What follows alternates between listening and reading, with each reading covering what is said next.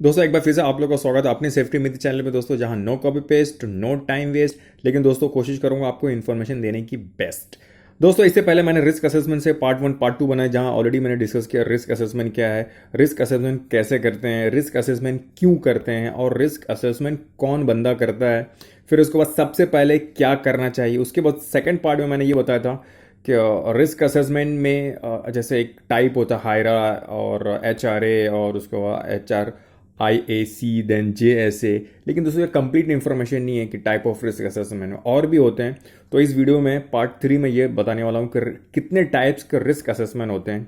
तो risk assessment दोस्तों मैं डिस्कस करने वाला मेथड्स के हिसाब से कितने होते हैं, वर्क के हिसाब से कितने होते हैं, फिर जो कंपनी जो फॉर्मेट यूज़ करती है उसके हिसाब से रिस्क असेसमेंट कितने होते हैं, फिर उसके बाद जॉब स्पेसिफिक के हिसाब से कितने रिस्क असेसमेंट होते हैं दोस्तों। तो वीडियो दोस्तों बड़ा ही इंफॉर्मेटिव होने वाला है।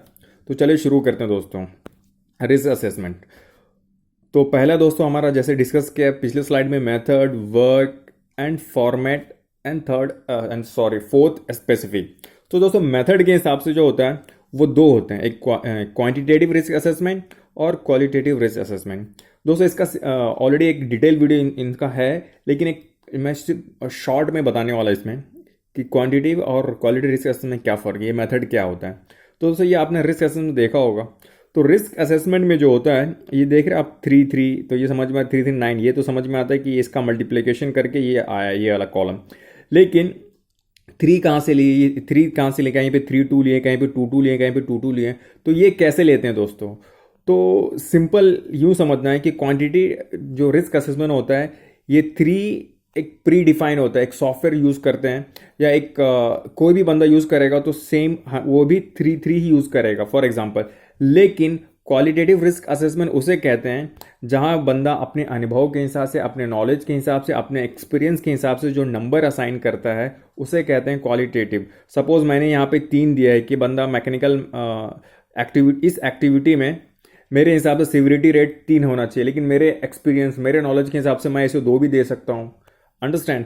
तो उसे कहते हैं क्वालिटेटिव। जो इंसान अपने अनुभव से दे वो क्वालिटेटिव, लेकिन जो प्री डिफाइंड सॉफ्टवेयर और एक कोई सपोर्टिव डॉक्यूमेंट यूज करे उसे कहते हैं क्वांटिटेटिव रिस्क असेसमेंट।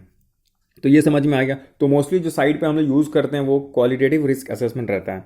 फिर इसके बाद दोस्तों बढ़ते हैं आगे वर्क के हिसाब से। तो वर्क के हिसाब से कितने रिस्क असेसमेंट होते हैं। पहला दोस्तों बेस लाइन रिस्क असेसमेंट।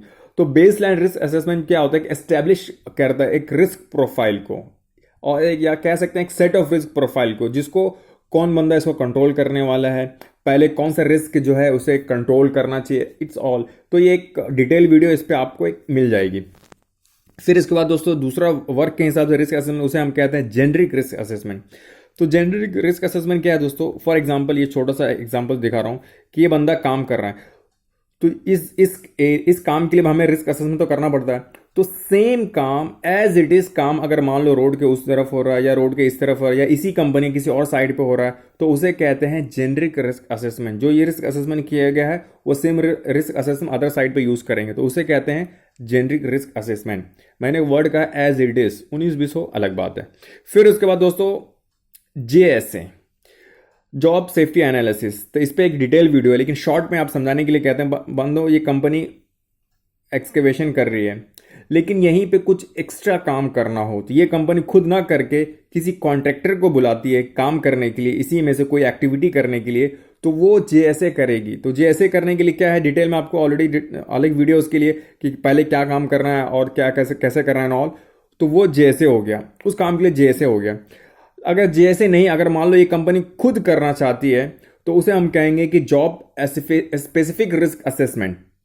यहाँ पे करने के लिए कि मान लो वो काम खुद से कर रही है तो रिस्क असेसमेंट तो ऑलरेडी किया होगा, लेकिन इस साइट के लिए हमें स्पेसिफिक करना पड़ेगा रिस्क असेसमेंट। सपोज यहाँ पे नॉर्मल जो यहाँ पे जेनरिक रिस्क असेसमेंट यूज करते हैं, लेकिन यहाँ पे site job specific risk assessment करना है, क्योंकि यहाँ पे क्या है कि मान लो कि यहाँ पे ट्रेंच के अंदर इलेक्ट्रिकल केबल भी आ गया है जिसे हम अवॉइड नहीं कर सकते हैं, तो यहाँ पे स्पेसिफिक रिस्क असेसमेंट करना पड़ेगा। इससे पहले क्या है कि हम श्योर रहते हैं कि भाई इसके नीचे कोई केबल नहीं, इसलिए जेनरिक असेसमेंट यूज कर रहे हैं। लेकिन यहाँ पे श्योर है 100% यहाँ पे केबल है, लेकिन हमको डिग करना ही है, यहाँ पे एक्सकेवेशन करना ही है, तो ये स्पेसिफिक रिस्क असेसमेंट करना हो गया इस साइड के। लेकिन यहाँ पे करना हो या कहीं किसी और साइड पे करना हो तो जेनरिक से काम चल जाएगा। तो वो हो गया job specific risk assessment.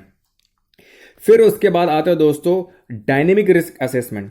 Dynamic risk assessment क्या होता है कि सपोज ये काम चल रहा है, इस काम में डिफाइन किया है कि भाई क्या क्या प्रिकॉशन लेना है, क्या क्या प्रिकॉशन नहीं लेना है, ऑल सब डिटेल दिया हुआ है। लेकिन फिर भी सपोज करो कि एज पर रिस्क असेसमेंट ये बंदे को 2 मीटर के डिफरेंस पे खड़े रहना चाहिए, लेकिन ये बंदा 1 मीटर के डिस्टेंस पे खड़ा हुआ है। तो अब यहाँ पे ऐसा सिचुएशन क्रिएट हो गया कि इसको यहाँ पे खड़े होकर देखना है कि भाई कहीं इलेक्ट्रिकल लाइन को टच ना कर दे ये, और ये तीनों मिल करके कर रहे हैं, हाँ भाई आप करो मैं देख रहा हूं। तो ये इसके ऊपर डिसीजन है, ये चाहे तो काम रोक सकता है, लेकिन ये खुद तीनों मिल करके डिसीजन ले सकते हैं कि हाँ भाई हम लोग काम कर रहे हैं, काम का लॉस हो गया एंड ऑल। तो उसे कहते हैं डायनेमिक रिस्क असेसमेंट, जो ऑन द स्पॉट लेने वाला डिसीजन हो। फिर इसके बाद दोस्तों कंटिन्यूस रिस्क असेसमेंट। तो कंटिन्यूस रिस्क असेसमेंट हमेशा होते रहता है इन द फॉर्म ऑफ, हम जिसे हम कहते हैं कि इंस्पेक्शन होना, या इसी चीज़ का ऑडिट होना, या काम से पहले टीबीटी देना, या एक परमिट टू वॉक पीटीडब्ल्यू अपना। तो ये सब हम एक तरह से इसे कह सकते हैं कि ये एक एग्जाम्पल है कंटिन्यूस रिस्क असेसमेंट का। फिर इसके बाद दोस्तों हैज़ॉप। हैज़ॉप भी एक तरह का रिस्क असेसमेंट, लेकिन ये रिस्क असेसमेंट कहाँ यूज़ होता है दोस्तों, ये मोस्टली ऑपरेशन में होता है, ऑयल एंड गैस इंडस्ट्री में, ड्यूरिंग ऑपरेशन। फिर इसके बाद दोस्तों लास्ट मिनट रिस्क असेसमेंट।